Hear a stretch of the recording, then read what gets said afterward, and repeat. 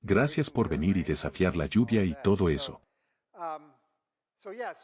Vamos a hablar de algunas cosas que son un poco controvertidas.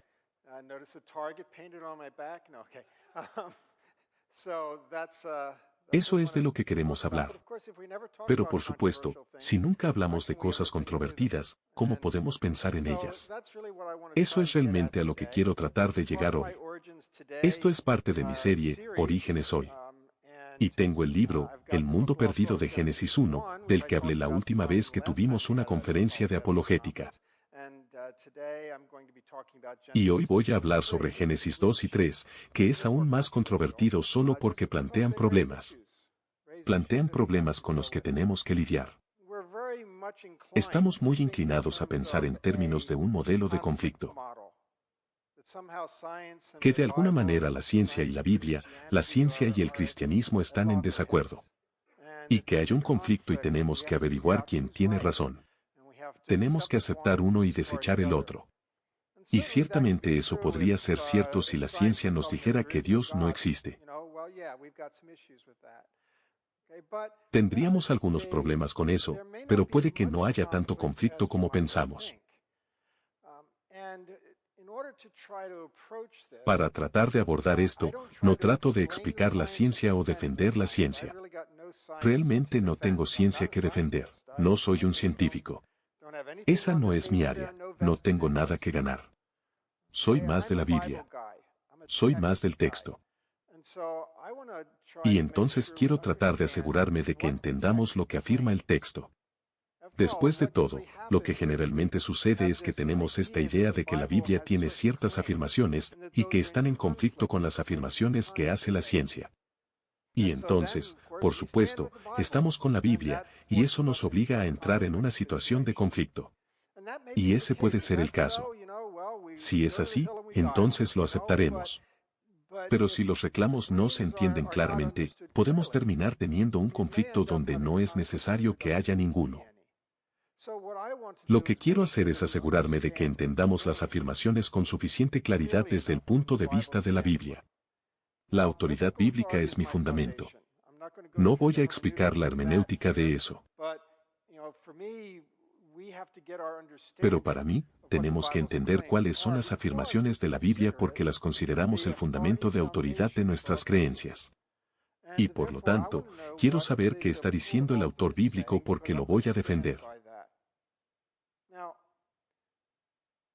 Esa parte del autor bíblico es la parte importante.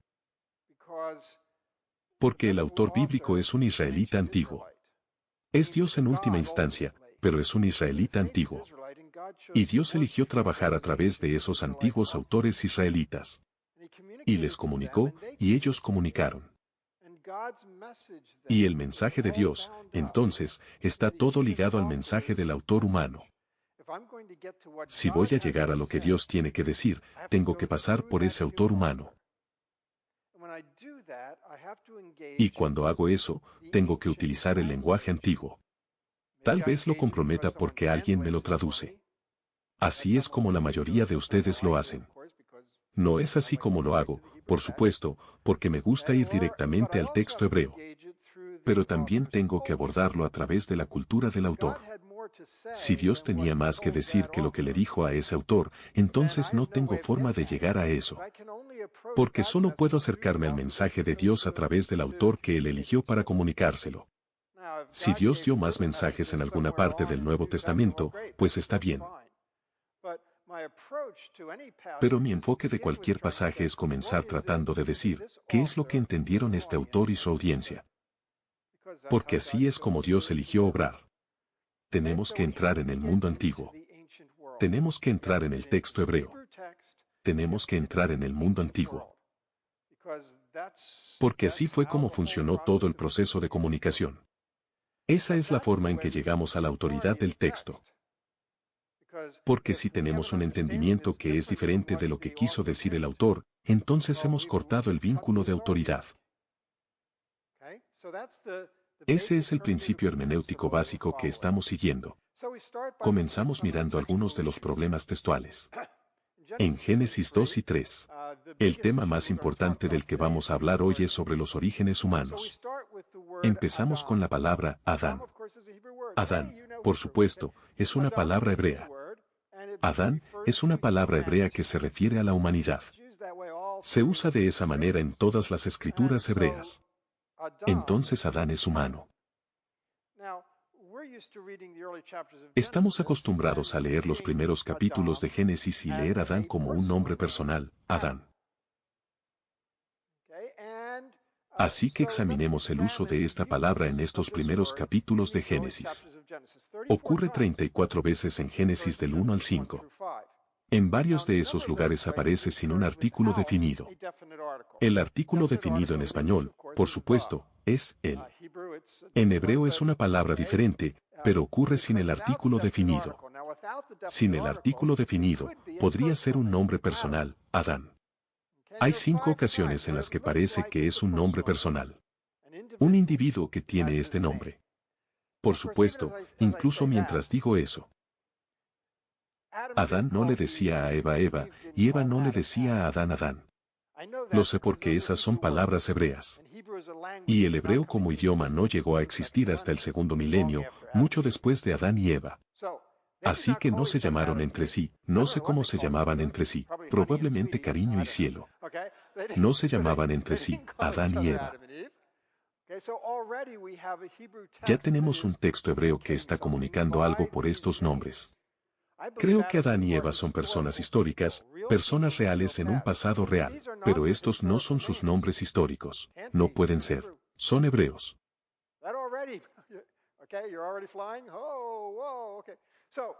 Entonces 5 veces como nombre personal, 5 veces como humanidad, genéricamente hablando.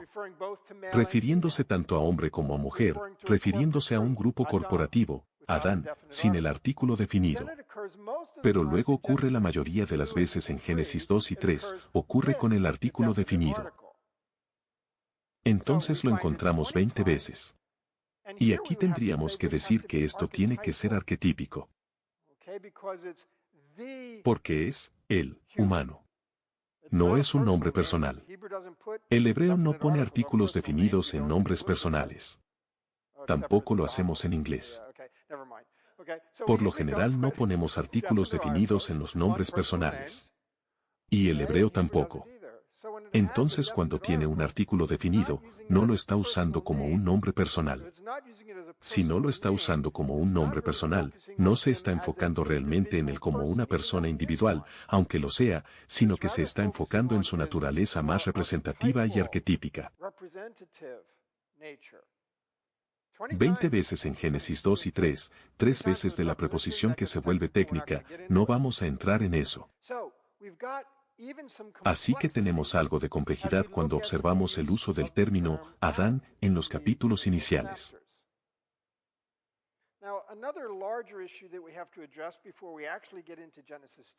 Otro tema más grande que tenemos que abordar antes de entrar realmente en Génesis 2 tiene que ver con la cuestión de cómo se relaciona Génesis 2 con los 7 días en Génesis 1.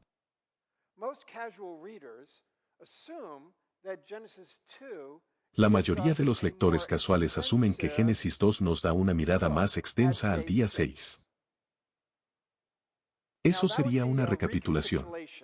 Es decir, te cuenta los 7 días.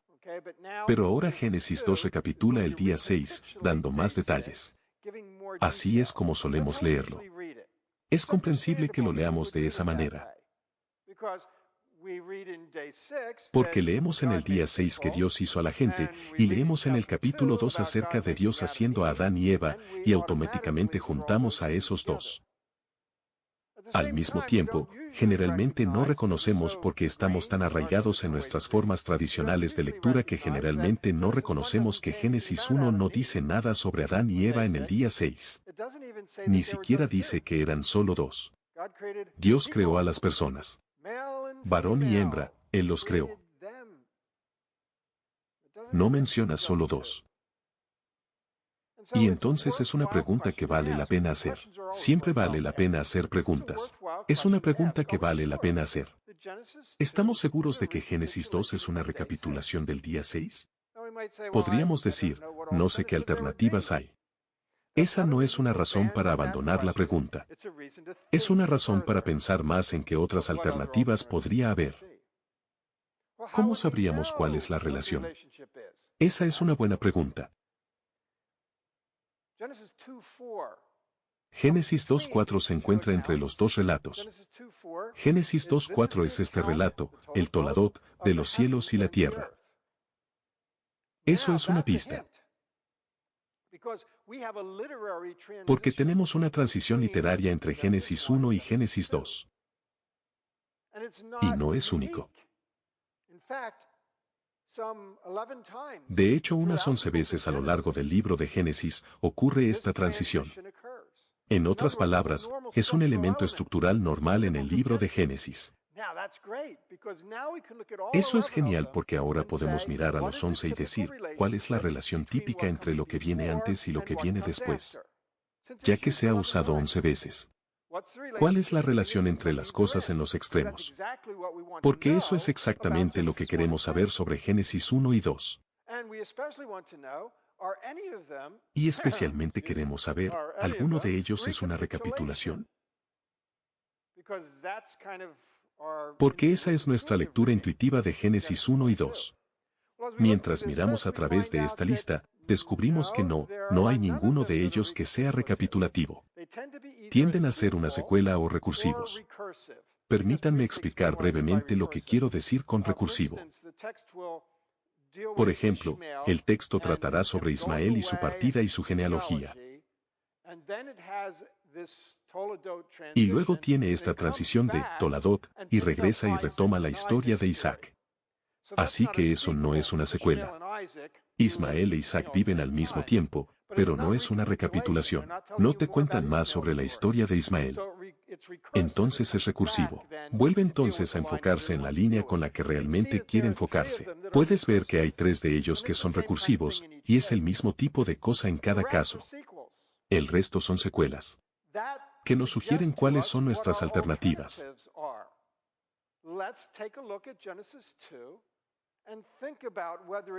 Echemos un vistazo a Génesis 2 y pensemos si podría ser una continuación de Génesis 1 en los 7 días, en lugar de considerarlo como una recapitulación del día 6.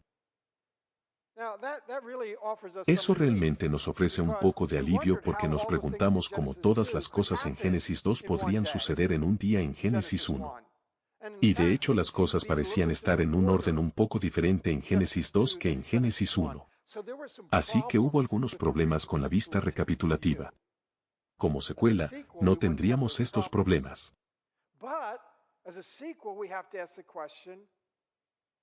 Pero como secuela, tenemos que hacer la pregunta, si Adán y Eva son una secuela y el día 6 realmente no los aborda, entonces ¿por qué tanto problema con Adán y Eva? ¿Qué está sucediendo? Por supuesto, esas son preguntas excelentes, pero son preguntas que nunca habríamos hecho a menos que estuviéramos trabajando en este proceso. Así que ninguno es recapitulativo. Si es una secuela, entonces las personas en Génesis 1 no son necesariamente Adán y Eva. Tal vez incluyan a Adán y Eva. Tal vez solo sean Adán y Eva. Tal vez algo más. Tal vez Adán y Eva llegaron después. Todo tipo de opciones que tenemos que considerar, aunque solo sea para descartarlas. El segundo relato, entonces, no necesita encajar en el día 6, lo cual es un alivio porque eso fue un pequeño problema. Entonces podemos comenzar a hacernos la pregunta, si Génesis 2 es una continuación, ¿qué está pasando con Adán y Eva? Y eso es lo que nos gustaría explorar. Ahora me gustaría proponer que mi visión básica de tratar con Adán y Eva es entenderlos en formas arquetípicas.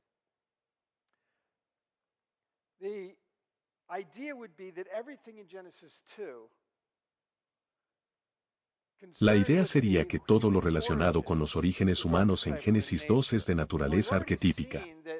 Ya hemos visto que el uso del artículo definido con Adán sugiere que tenemos una visión arquetípica. Pero tal vez necesito explicar arquetípico. Cuando uso el término arquetípico, no me refiero solo a prototipos. El prototipo es el primero en salir de la línea de ensamble, y todos los demás vienen después. En el mismo patrón. Eso es un prototipo. Busqué esto en el diccionario una vez y busqué arquetipo y decía, ver prototipo. No estoy hablando solo de prototipos. En la literatura, cuando hablan de arquetipos, están hablando de un tipo de personaje arquetípico. El villano, el héroe, la damisela en apuros, el Frodo. Arquetipos de varios tipos. Y en realidad tampoco estoy hablando de eso, aunque eso tiene similitud. Por arquetipo, a lo que me refiero es a que este arquetipo encarna a todo el grupo. Entonces, cuando aprendemos que todos pecamos en Adán, Pablo trata a Adán como un arquetipo. Todos estamos encarnados en Adán. Todos estamos haciendo lo que Adán está haciendo. Adán es todos nosotros. Esa es la idea del arquetipo. Recuerda que he señalado que Adán y Eva son individuos que realmente existieron. Pero los individuos que realmente existen también pueden usarse como arquetipos. Frodo, por ejemplo. Entonces se pueden usar de esa manera. Abraham es un arquetipo de todos los que creen. Jesús es un arquetipo. Realmente existen, pero pueden usarse arquetípicamente. Y de hecho Pablo casi siempre usa a Adán y Eva arquetípicamente cuando habla de ellos. Entonces diría que los relatos de formación son más relevantes para Adán y Eva como arquetipos que como individuos. Tal vez digas, ¿cómo lo sabes? ¿Cómo puedes saber si es uno u otro? En realidad es una prueba fácil. Se identifica como arquetípico si se refiere a todos, no solo a esos individuos. En otras palabras, tenemos que hacer una pregunta. Cuando se describe la formación de Adán, ¿nos dice la Biblia algo que es únicamente cierto de Adán? ¿O nos está diciendo algo que es cierto para todos? Ese es el factor decisivo. Si es cierto para todos nosotros, entonces es de naturaleza arquetípica. Si solo es cierto para Adán, o solo para Eva, entonces ese sería un enfoque individual. Así que vamos a mirar el texto para averiguarlo. Queremos obtener estas ideas del texto. Miramos la idea de ser formados del polvo. Es realmente difícil leerlo con ojos frescos porque estamos muy acostumbrados a las historias y nos pasa desapercibido. Nos son familiares y no nos detenemos a pensar. Pero muchas veces cuando pensamos en Adán formado del polvo, inmediatamente asumimos que hay un proceso material. Porque usa la palabra formar. Y eso suena como un tipo de proceso práctico.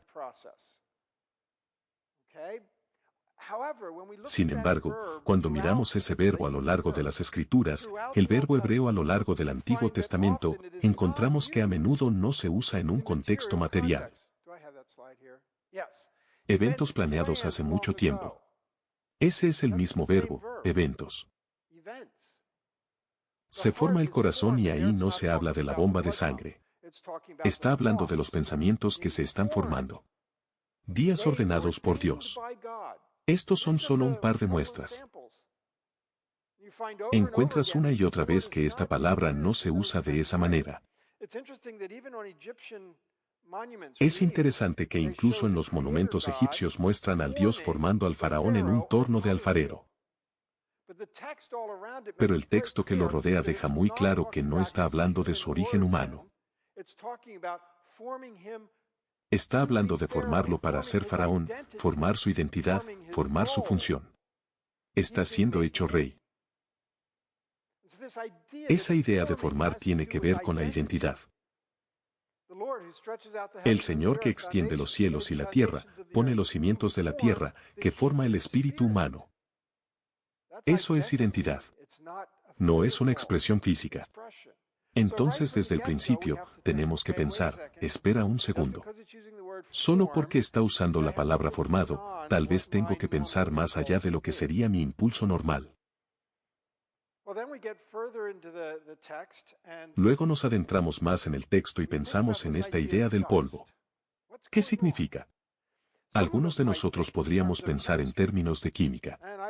Y he visto personas tratar de describir cuáles son los ingredientes químicos del polvo y cuáles son los ingredientes químicos del cuerpo humano, y si de alguna manera estamos formados a partir del polvo. Y a veces incluso se menciona el polvo de estrellas. Gran parte del polvo es polvo de estrellas, y muchas cosas están hechas de polvo de estrellas, incluido el ser humano. Pero bueno, eso es leer una ciencia muy avanzada entre líneas del texto. Claramente no es lo que el autor humano habría tenido en mente.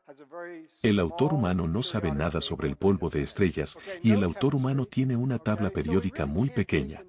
Así que realmente no podemos pensar en términos de química o polvo de estrellas. Eso no honra ni respeta la intención del autor humano, donde se ubica la autoridad. Otras personas piensan en términos de artesanía.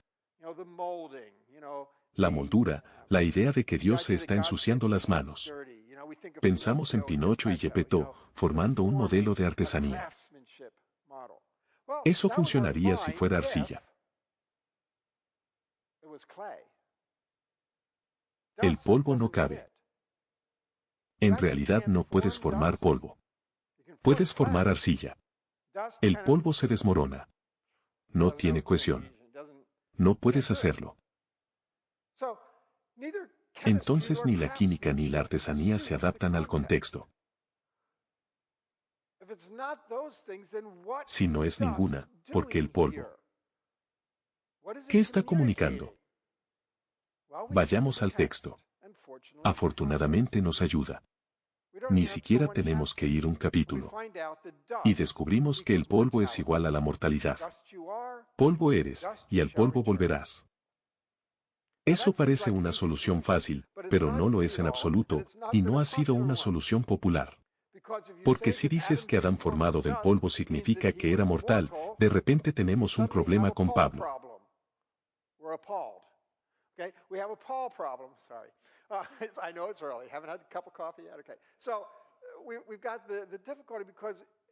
Entonces tenemos la dificultad porque leemos a Pablo y él dice que estamos sujetos a la muerte a causa del pecado.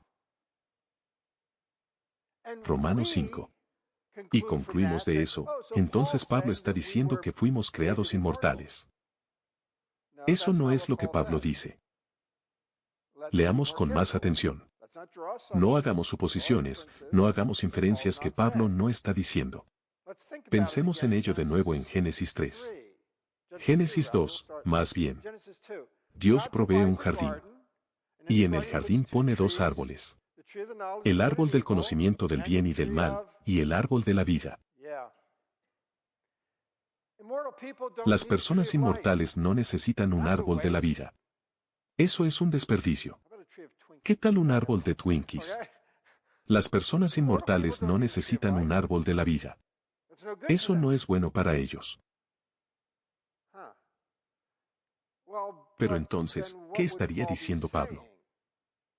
Lo que Pablo está diciendo es, él está trabajando con la base, no dice esto, pero si las personas fueron creadas mortales, el árbol de la vida proporciona un antídoto, un remedio. Tenían acceso a ese recurso. Pero cuando pecaron, perdieron el acceso al remedio. El texto hace un punto específico en 3:24. Son echados fuera del jardín y el querubín se levanta con una espada encendida. Todo para defender el camino al árbol de la vida.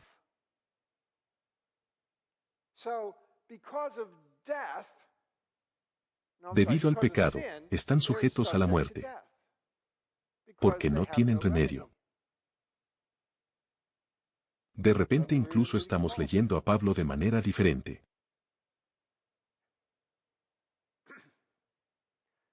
Pero vamos más allá. Hay otros pasajes que hablan de ser formados del polvo. Esto es muy importante. Salmo 103. Porque Él sabe cómo estamos formados. Él recuerda que somos polvo. Esa es la misma terminología hebrea, polvo formado. Sabemos que el salmista está reflexionando en Génesis 2. Misma terminología. No te lo puedes perder. Pero hay algo muy, muy importante aquí que tendemos a pasar por alto. Mira eso. Estamos formados del polvo. Todos estamos formados del polvo. Todo ser humano está hecho de polvo. Pero piensa en eso. Pablo dice lo mismo, Job dice lo mismo, Eclesiastés dice lo mismo. Todos somos del polvo. El ser formado del polvo, por lo tanto, sigue la lógica.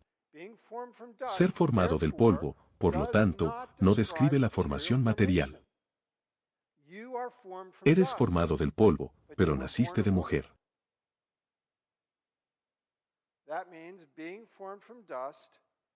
Eso significa que ser formado del polvo no excluye nacer de mujer. Y cuando dice que Adán se formó del polvo, está haciendo una afirmación que es cierta para cada uno de nosotros, no solo únicamente de Adán.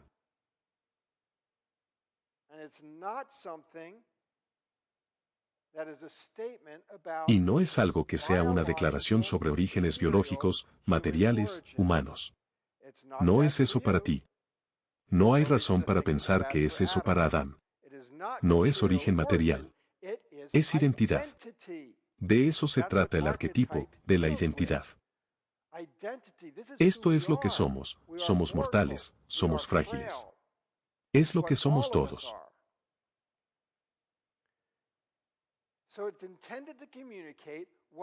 Por lo tanto, tiene la intención de comunicar lo que son todos los humanos, no lo que Adán es únicamente. Tendremos tiempo para preguntas. Pasemos a la mujer.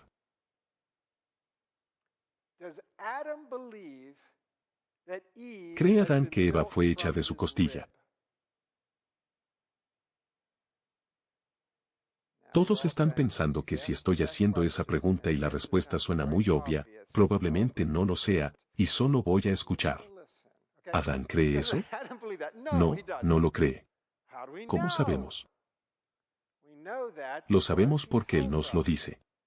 Sus primeras palabras. Hueso de mi hueso, podría haberse detenido allí si solo fuera una costilla. Hueso de mis huesos y carne de mi carne. No estamos hablando de una sola costilla.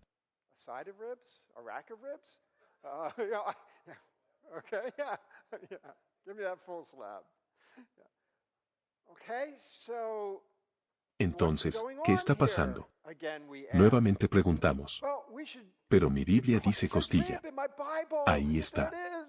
Dice costilla. Eso es una traducción. Tenemos que mirar la palabra hebrea. Veamos todos los demás lugares de la Biblia hebrea donde se usa esta palabra para describir la anatomía. Hemos terminado. No hay ninguna. Esta es la única. Sin embargo, no es la única aparición de la palabra. Ocurre unas 20 veces más. Como término arquitectónico perteneciente a un lado de un par. Este lado del templo, ese lado del templo, del altar, ese lado del altar, lado norte, lado sur. Un lado de un par. Dios tomó uno de los costados de Adán. Y solo tiene dos. Tomó la mitad de Adán y construyó, preferiblemente la mejor mitad, según tengo entendido. Tomó la mitad de Adán, y formó a la mujer. Son mitades de un todo. Son, disculpa mi lenguaje, ontológicamente iguales. Son lo mismo en esencia, en naturaleza. Recuerda cuando Dios dijo que no es bueno que el hombre esté solo. No estaba diciendo, pobrecito Adán. Y no estaba hablando de una compañera de reproducción, de lo contrario no habría estado buscando entre los animales. Lo que busca es alguien que sea su igual para que sea su aliado en la tarea que le ha sido encomendada. Y eso es lo que es Eva. Su coincidencia ontológica.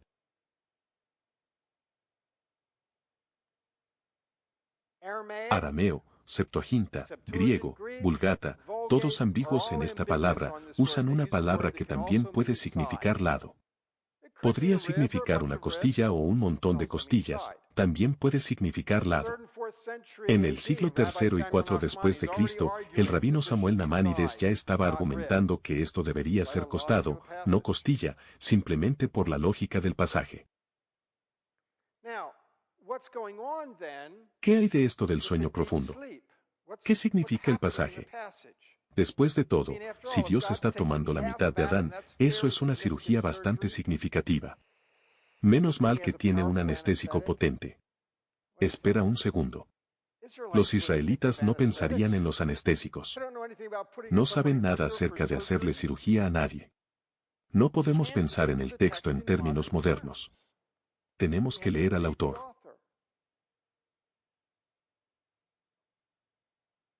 Cuando pensamos en este procedimiento, debemos examinar este sueño profundo. No es contar hasta 10 al revés.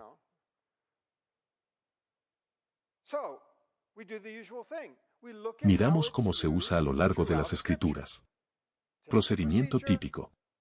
Entonces, ¿cómo se usa?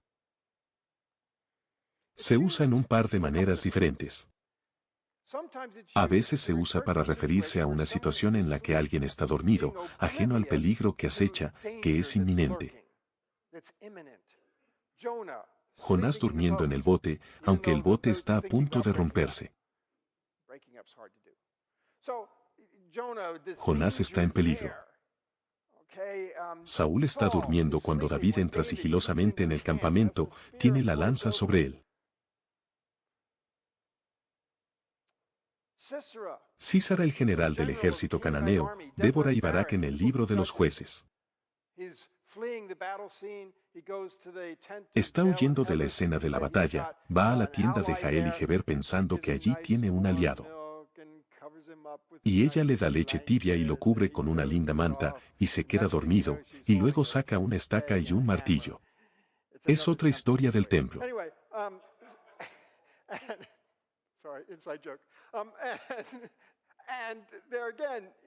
Peligro inminente. No están conscientes. A veces esta palabra se usa en ese tipo de contextos.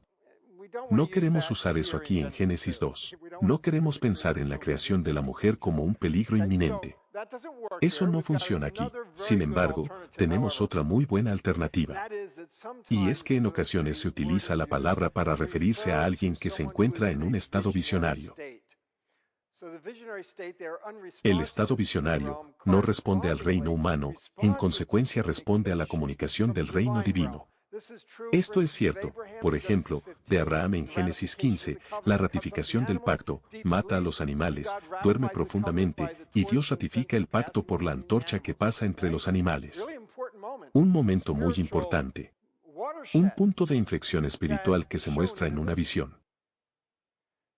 La idea de que no estamos hablando de cirugía, sino de una visión. Donde Adán se ve cortado en dos, construyendo a Eva. Y habiendo visto eso en una visión cuando trae a Eva, dice, ahora sé lo que es. Esta es yo soy Ish. Y esta es Isha. Isha es simplemente la forma femenina. Es hombre y mujer, ella es igual que yo. Esta historia tiene que ver con la identidad. Adán del polvo tiene que ver con la identidad. Eva desde el lado de Adán tiene que ver con la identidad. Asimismo, las lenguas antiguas, al traducir esta, la Septuaginta usa éxtasis, reconoces el éxtasis, el tipo de estado visionario. Así que el elemento arquetípico se concreta en 2:24. Por eso el hombre deja a su padre y a su madre para unirse a su mujer. Porque esta conexión de coincidencia ontológica es más cercana que la relación biológica con sus padres. Y se convierten en una sola carne. Eso no es una referencia al sexo. No es un eufemismo para un encuentro sexual. Sino que restauran de nuevo ese todo ontológico. Se vuelven una sola carne otra vez. Porque eso es lo que son el hombre y la mujer. Ahora bien, eso no quiere decir que si no te casas eres solo la mitad de una persona. Esto está hablando de la humanidad. No se trata de individuos. No vas por ahí tratando de encontrar a tu otra mitad. Esto es para toda la especie. Pero nuevamente, arquetípico, esto pertenece a todos, no solo a Eva. Toda la mujer es del lado de toda la humanidad. Es lo que somos como hombre y mujer. Arquetípico. Es cierto para todos, no solo para uno. ¿Cuál es esta tarea? Entonces, ¿por qué hacen esto en el capítulo 2? ¿Por qué Adán y Eva son diferentes? Estoy sugiriendo aquí que la historia de Adán y Eva, los relatos de formación, no están hablando de que Dios los creó biológicamente como especie. Se trata de conocer su identidad. Y no tiene nada que ver con que Adán y Eva sean los primeros de la especie biológica. Ellos son los que reciben esta información sobre la identidad humana. ¿Por qué dárselo? Porque han sido elegidos. Han sido elegidos para una tarea particular, y es una tarea sacerdotal. ¿Cómo lo sé? El texto nos dice en Génesis 2:15. La tarea es servir y guardar. Y vergüenza para nosotros, pensamos que es jardinería.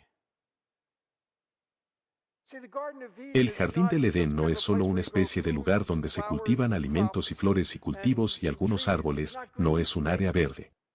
El jardín del Edén es un espacio sagrado. Dios está allí. Y como espacio sagrado, es como un templo, la presencia de Dios en medio. Y vienes allí para encontrarte con Dios, e interactuar con Dios para estar en relación con Dios. Y el espacio sagrado necesita ser cuidado, para conservar su cualidad sagrada. Y eso es lo que hacen los sacerdotes. Entonces Adán y Eva son elegidos para servir. Esa es una palabra que puede referirse a trabajar la tierra, pero solo cuando tiene la tierra como objeto directo. Aquí no. Muchas veces en el Pentateuco es una palabra que describe el servicio sacerdotal. Entonces sirven en el espacio sagrado y guardan, protegen, preservan. Ese no es un término de jardinería. Eso es sacerdotal.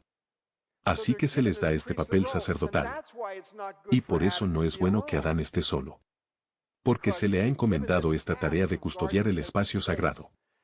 La ayuda idónea, que es Eva, es ayudar a Adán como su aliado.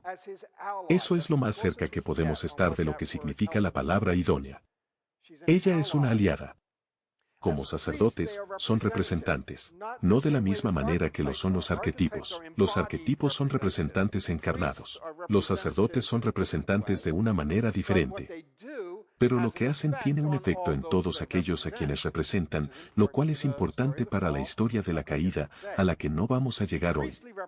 La representación sacerdotal se diferencia entonces de una representación arquetípica. Adán y Eva son sacerdotes como Israel es un reino de sacerdotes, ellos median el conocimiento de Dios y el acceso a Dios. Ser sacerdotes en un sentido asume a otras personas. ¿Para quién eres sacerdote si no hay otras personas alrededor? La Biblia, por supuesto, insinúa que hay otras personas alrededor. Caín encuentra esposa. Tal vez te guste que se casó con su hermana, pero a mí no. Caín dice que ahora todo el que me encuentre me matará. ¿Acaso mamá y papá? Caín construye una ciudad. No se llama ciudad si eres el único. Hay suposición de otras personas.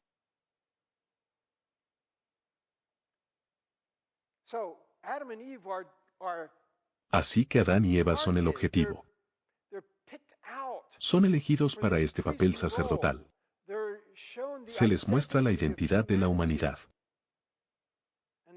Y son mediadores para el conocimiento y el acceso. Entonces, si los detalles de la formación se aplican a los arquetipos, no tenemos información sobre la formación de los individuos. Eso no es lo que trata el texto. Esas no son las afirmaciones que hace el texto. No está haciendo una afirmación sobre orígenes biológicos materiales. La identidad arquetípica no niega al individuo, eso ya lo hemos dicho. La pregunta apropiada no ¿es esto lo que realmente sucedió? Pero, ¿es esto realmente lo que somos? Porque la identidad es el tema. Así que el mensaje de los arquetipos del Génesis, humanos creados con cuerpos mortales, provistos por Dios, ahora voy rápido porque se me acaba el tiempo.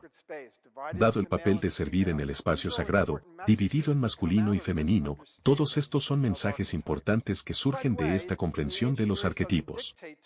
Por cierto, el antiguo cercano Oriente no nos dicta cómo interpretamos las escrituras, pero a lo largo del antiguo cercano Oriente, todas las historias sobre la creación de humanos tienen que ver con arquetipos. Y usan ingredientes, no siempre polvo. Pero usan ingredientes para comunicar algo arquetípico sobre la humanidad. Hecho de la sangre de un Dios, eso está comunicando algo. Entonces, si Génesis 2 tiene un enfoque arquetípico, no hay un relato bíblico de los orígenes humanos materiales. Eso no significa que la descendencia común o la evolución sean verdaderas. No estoy abordando esas preguntas. Solo estoy tratando de decir, ¿hace la Biblia una afirmación que nos hace cerrar esa conversación? Si no es así, entonces podemos escuchar lo que tienen que decir, nos puede gustar, puede que no, pero no lo descartamos basándonos en, la Biblia dice que Adán fue hecho del polvo, no a través de una ascendencia común. Si el polvo está hablando de los orígenes humanos, eso podría ser un punto, pero he tratado de sugerir que no lo es.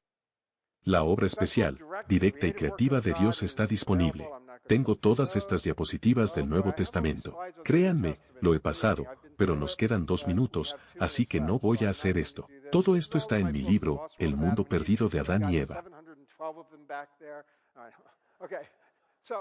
Juntando las cuestiones teológicas, en el momento oportuno de sus propósitos Dios confirió su imagen. No sé cómo, y sospecho que es complejo. No es solo un Eso es parte de esto.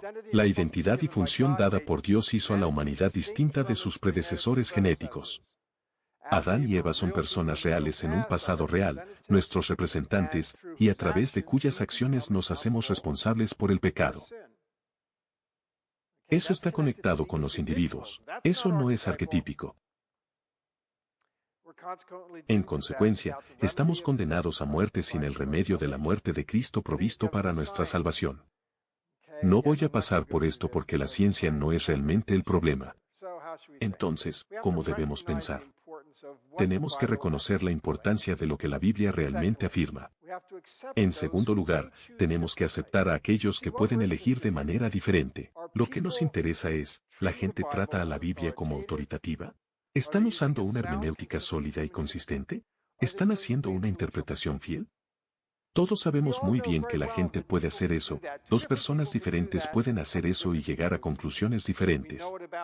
Lo sabemos acerca de los últimos tiempos, sobre los roles de género, sobre las denominaciones, esto lo sabemos, los buenos cristianos, los cristianos fieles, interpretando la Biblia lo mejor posible, a veces pueden llegar a conclusiones diferentes.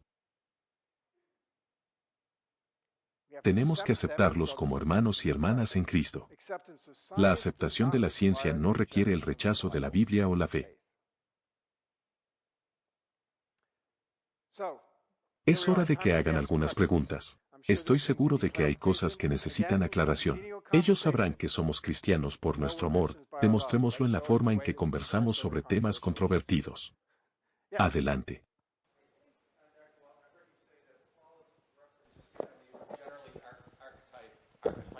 Yeah.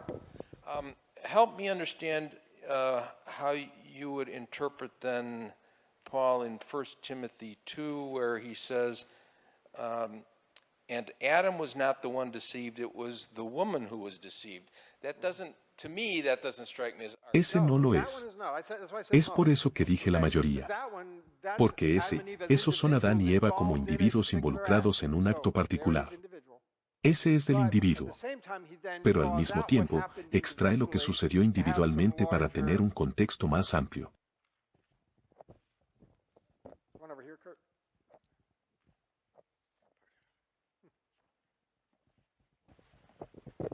So just clarifying then on that, because that was similar to what I was going to ask. So So the fall was to actual people. So sin entered through Adam, and that was, so the fall that they're referring to is, and so we suffer the consequences of that fall through those two people who were the genetic. Yes. No veo que la influencia de la caída se transmita genéticamente. But those two people who became God's chosen people were our descendants for sin as well. Like those two people, not El pecado viene a todos nosotros a través de los actos de esos dos individuos. Como nos llega a todos, la Biblia no dice que nunca nos hayan faltado modelos, pero la Biblia no dice cómo nos llega a todos, pero dice que sí, y lo creemos. A través de esos dos individuos. Professor Walton, thanks for this great talk. I'm curious as to why the interpretation that you give can't be a both and rather than an either or. So for example, let's assume I'm intrigued and like a lot of what you have to say about about your model with respect to Adam and Eve as archetypes. But why can't we also say the Bible is also telling us something about material origins? Siempre estoy buscando lo que la evidencia bíblica realmente muestra. Recuerda, uso el Salmo 103 para demostrar que dice que todos estamos formados del polvo, y eso claramente no es un origen material. Entonces lo rastreé. En otras palabras, si se refiere a orígenes materiales, tendría que poder demostrarlo. Ni siquiera estoy convencido de que a los israelitas, ni a nadie en el mundo antiguo, les importaran los orígenes materiales. Ese es un punto muy pequeño y trivial en un sentido.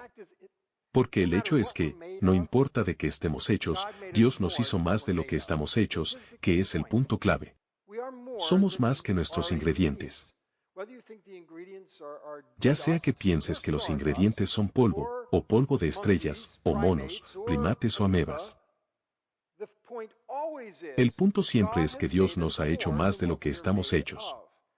Y en ese caso, la parte, hecho de, se vuelve bastante trivial. Tengo que agradecer a mi hijo por esos pensamientos. Está aquí conmigo, por cierto. Solo digo. Adelante.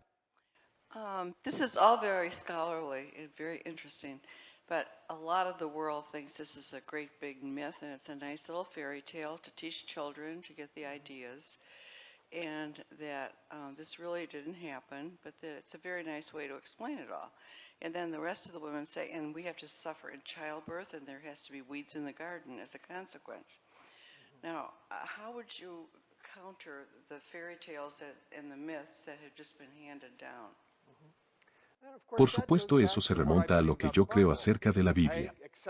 Acepto la Biblia como la revelación de Dios de sí mismo como autoritaria, y por lo tanto creo que lo que afirma es verdad. Siempre es complicado decir qué es lo que afirma. Ese es el proceso de interpretación que continúa. Las personas que dicen que esto es solo una mitología de cuento de hadas, eso es porque así es como entienden la Biblia como un todo, en lugar de pensar en ella de la manera que yo lo hago. Así que eso es un problema de fe, un compromiso que hago sobre lo que creo, que lo distingue. In both Genesis 2 and 3, there's reference to the ground. It's not just the dust.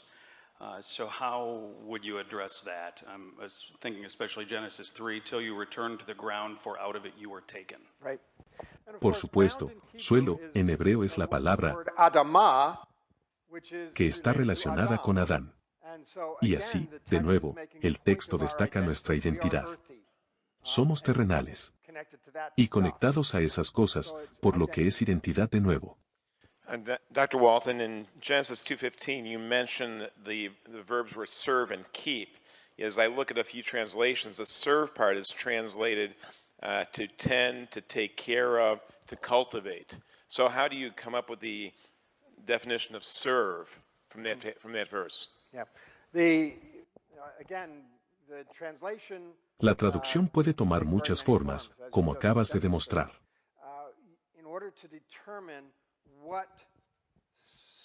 Para determinar qué tipo de definición le podríamos dar en un contexto, el ingrediente clave será cuál es su objeto directo.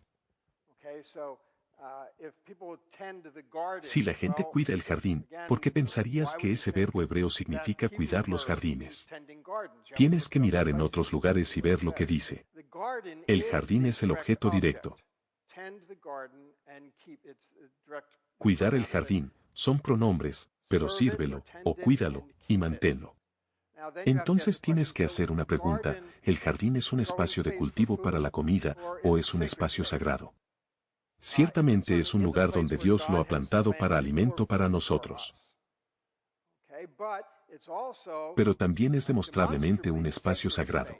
Y entonces se convierte en una decisión. Si fuera solo, abad, solo sirve, atiende, lo que sea, entonces tendrías una decisión más difícil. Es porque también usa mantener, que no es un término de tipo agrario. Eso nos lleva a la dirección sacerdotal. Dr. Walton, thanks so much for your talk today. I think one of the challenges that we face as believers is there are an awful lot of translations out there to read.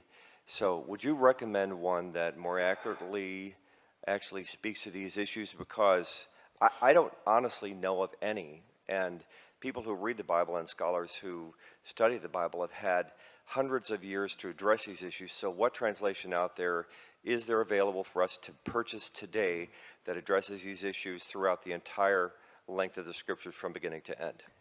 Thank you.